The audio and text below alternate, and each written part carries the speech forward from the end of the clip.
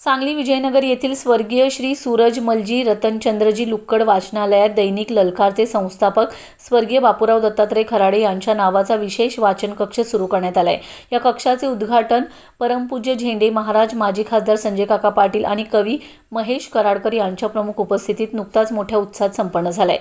स्वर्गीय बापूराव खराडे यांनी आपल्या 75 वर्षाच्या प्रदीर्घ पत्रकारितेच्या कारकिर्दीत सुमारे 4000 दुर्मिळ आणि अमूल्य ग्रंथांचा संग्रह केला होता। समाजातील वाचन संस्कृती जपली जावी या उदात्त हेतूने खराडे परिवाराने हा संपूर्ण वैयक्तिक ग्रंथसंग्रह विजयनगर येथील शासनमान्य लुक्कड वाचनालयाला देणगी म्हणून दिलाय। या देणगीची दखल घेत परमपूज्य झेंडे महाराज यांच्या मार्गदर्शनाखाली वाचनालयाच्या परिसरात खास स्वर्गीय बापूराव खराडे वाचन कक्ष उभारण्यात आलाय।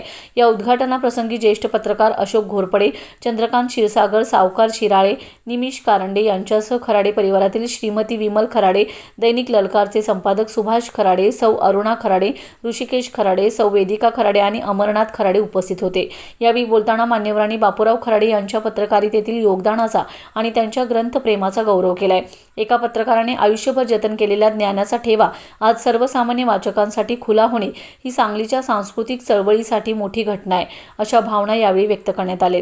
या कार्यक्रमास परिसरातील नागरिक आणि भाविक मोठ्या संख्येने उपस्थित होते।